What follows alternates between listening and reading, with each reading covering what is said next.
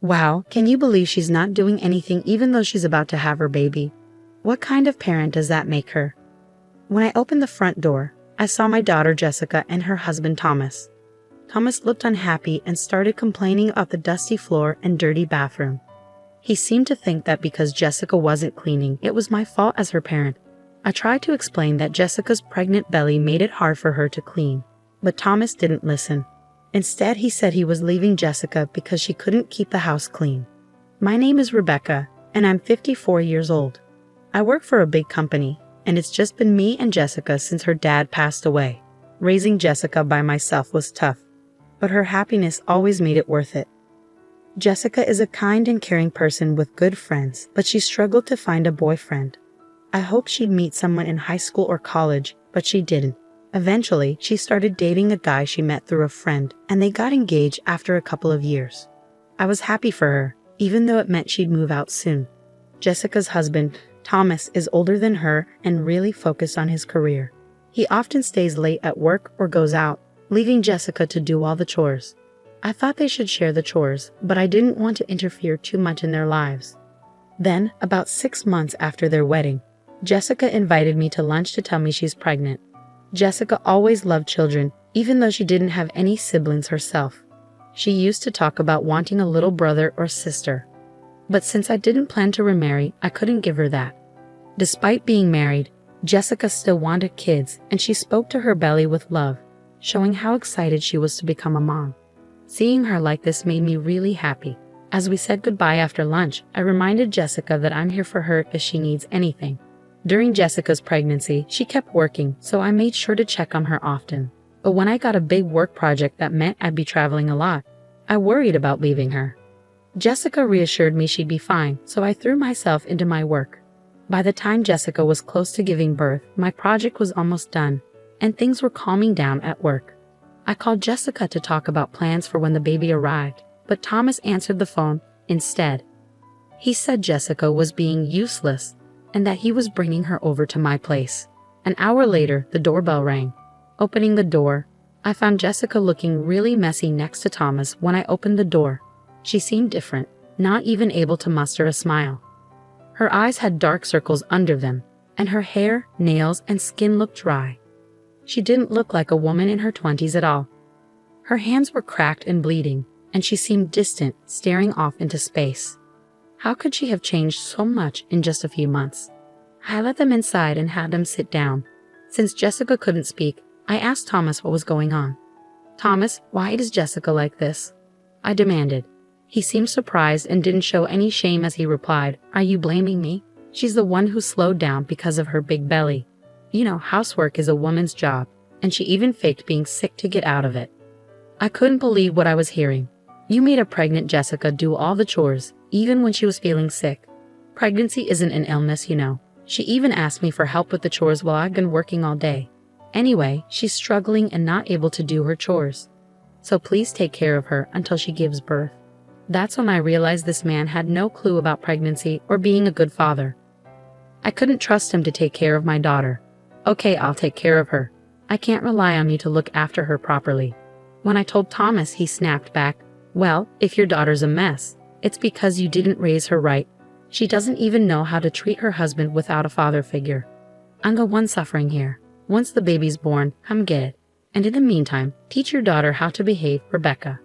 Before he left, he told me to fix my daughter's upbringing before the baby arrived. Then he just walked away, leaving Jessica behind. I couldn't believe his nerve. I regretted letting Jessica marry him deeply. She just sat there, looking so lost. First things first, I needed to make her feel safe. So I went to the kitchen, poured some milk into her favorite cup with a bit of sugar, and warmed it up. "Be careful, it's hot," I warned her as I handed it over. As Jessica sipped the warm milk, she couldn't hold back her tears. They streamed down her face as she sobbed. I sat beside her, comforting her with a gentle rub on her back, ready to listen to whatever she needed to say. Jessica opened up about Thomas. Despite her pregnancy, he continued going to work parties and leaving her alone when she needed him. He wouldn't lift a finger to help around the house and even demanded she do chores when she was feeling sick from being pregnant. "Hey, get up. You've been lounging around. You haven't done the dishes or laundry," he'd say. Sometimes, He'd come home after drinking with colleagues and make her cook and clean for them.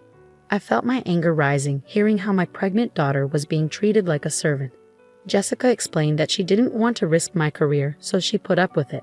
She even asked doctors to explain to Thomas about the changes her body was going through, but he wouldn't listen. Her own family lived too far away to help, and she'd always put others before herself. I hugged Jessica tightly and whispered, "From now on, it's okay to put yourself first, Jessica. If you need help, don't hesitate to ask. I'm sorry I didn't realize sooner." I gently stroked her head, and she whispered back, "Mom, thank you," before breaking down into childlike sobs. In the days that followed, Jessica's emotional state seemed to worsen as her due date neared. When I came home from work, I found the house spotless. Despite my insistence that she rest, Jessica kept doing chores. She'd even try to move heavy things or fix broken light bulbs. Sometimes she'd pack her bags, scared of facing her husband's anger. I thought she might need professional help, so I reached out to our neighbor, Lisa, who used to be a therapist, and asked for a recommendation for a counseling clinic. "Lisa, hi, you have a moment? I need to talk about my daughter," I said as she welcomed me into her home. I shared Jessica's situation with her and her husband, Kevin, and they recommended a good clinic. Jessica had been feeling unwell, so she started going to the hospital. Lisa and Kevin were worried about her, so when I was at work, Lisa would check in on her. Thankfully, Jessica started to feel better and smile more like she used to. When Jessica's due date arrived, I took her to the hospital as her contractions started. I stayed by her side, rubbing her back and wiping her sweat, cheering her on. When it was time for her to go into the delivery room, I waited anxiously until I heard the baby cry. A nurse told me that both Jessica and the baby were healthy, which was a huge relief. When I went to see them, Jessica was holding our sleeping baby in her arms. Despite my anger towards Thomas, I still let him know that our baby girl was born healthy. When he entered the hospital room and saw the baby, he made hurtful comments. "Yuck. Babies look like monkeys, not cute at all. Jessica, you're not even wearing makeup and just lying in bed. You're so lazy. Put some effort into how you look. You're a woman." The nurses and doctors who heard him were furious. They surrounded Thomas, yelling at him for not being supportive. But Thomas just got more irritated and snapped back, "Shut up. My mom was working even right after giving birth. This is clearly laziness. I've never heard of a woman going back to work right after having a baby, and it's unlikely Thomas's mom did that. Something must have twisted his memory. He's never shown any interest in pregnancy or childbirth, so it's no surprise he doesn't understand." Thomas stormed out and didn't even bother showing up on Jessica's discharge day. There were no signs of him coming to pick her up. Concerned about sending Jessica back to Thomas, I offered for her to stay with me, but Jessica insisted on going home, saying it wouldn't be fair for the baby to grow up without a father. Reluctantly, I called Thomas to see if he would come get them. His response was dismissive, saying he was too busy with work and didn't want to deal with a crying baby. Then he hung up. I brought Jessica and the baby home, suggesting she stay with me until she got the hang of parenting. Thomas hadn't bothered to buy any baby supplies, so we went shopping together to make sure they had everything they needed. He hadn't even thought of a name for the baby because work was all he cared about, so Jessica and I chose one together. We named her Sarah. Our neighbors, Lisa and her husband, knew about the situation and helped out with looking after Sarah. With their support, Sarah grew up well. About 3 months after Sarah's birth, Thomas suddenly showed up unannounced to take Jessica and Sarah back. "Hey, I'm here to pick you up. Hurry up, you're always so slow," Thomas yelled from the front door. But Jessica had reached a point where she fully understood how terrible Thomas was and had decided to divorce him. She refused to be controlled by him anymore. "I'm not coming back home. I'll send you the divorce papers," she replied firmly from behind the door. Thomas couldn't believe it. "Are you kidding me? In today's world, a man with a wife and kids is more likely to succeed.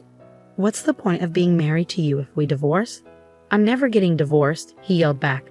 My daughter was furious, realizing that Thomas had only married her and had a child for the sake of his career. Before I could say anything, our neighbors, Lisa and her husband Kevin, came out of their house. Thomas went pale when he saw Kevin, who turned out to be his boss. "Boss, what are you doing here?" Thomas stammered as Lisa and Kevin approached. Kevin, clearly disappointed, said, So, you're Jessica's husband. It's unbelievable that someone like you, who neglected his child for 3 months, turns out to be you. You lack empathy, and I can't trust my team with someone like you. I'll inform the CEO, and your promotion is canceled. Thomas pleaded with Kevin, but Kevin was unmoved. You don't even want to listen. You only ever cared about your work. Thomas cried, clinging to Kevin in desperation. Kevin didn't allow Thomas to say anything more. Thomas, feeling defeated, dropped to his knees. Kevin, known as a family man both in the neighborhood and at work, couldn't stand to see Thomas treating his family so poorly. It turned out that Thomas had been pretending to be a good husband and father at work to boost his chances of promotion. Quietly, Thomas went home that day, but at the office, he started pestering his colleagues and subordinates, asking them to put in a good word for him with the boss for a promotion. When no one complied, he went straight to the CEO. Sir, I've worked hard for this company every day. My sales numbers are consistently high. Please approve my promotion, he pleaded with the CEO. But the CEO had already heard from Kevin. Your performance numbers might look good, but you've been using aggressive tactics to win contracts, the CEO said. Just raising your own numbers isn't enough. A deal that tarnishes the company's image is a failure, even if it's successful. If you can't understand that, you won't move up. I have no more expectations for you. Thomas left the CEO's office looking defeated. The CEO, who occasionally appears on TV and is known for his integrity, made his decision based on more than just reports from Thomas's boss. It was a clear message to Thomas. He lost his motivation for work, started making more mistakes, and was eventually transferred to a regional department with very little work. At least he didn't lose his job entirely. After his transfer, Thomas kept coming to our house, begging for another chance and wanting to see Sarah. Both Jessica and I ignored him, but when he became too persistent, Kevin warned him that he would report him to the CEO, which could get him fired. After that, Thomas stopped bothering us. It became clear that his affection was shallow. When Kevin found out that Jessica was struggling to get her divorce approved, he referred her to a top-notch attorney. The divorce went through smoothly, and she even received compensation for emotional distress. Meanwhile, Thomas was transferred and seemed to be living a quiet, lonely life in a rural area. I heard this from Kevin. Kevin mentioned that the last time Thomas came into the office, he looked completely different. His shirt and suit were wrinkled, he had grown a beard, and he had lost a lot of weight. In the small town where Thomas moved, it's not easy to get to a dry cleaner or convenience store without a car. Maybe he's trying to save on gas or simply can't be bothered. But if he's not using these services, he'll have to take care of himself. Since Thomas never lifted a finger to help with housework and always said it was a woman's job, he probably doesn't know how to do anything for himself. He must regret treating Jessica like a servant now that he's all alone. Perhaps Thomas feels like he's lost everything since the divorce and losing custody. He even started to forget the child support payments he promised to make for Sarah. Whenever Jessica reminds him, he apparently tells her how tough his life is, almost in tears. I advised Jessica to inform her lawyer, and as soon as she requested child support through legal channels, it got paid. So far, we haven't heard anything from Thomas about wanting to see Sarah. If Sarah wants to, we'll reach out. But Jessica and I agreed that we'll pour lots of love into raising her into a fine adult even without a father around.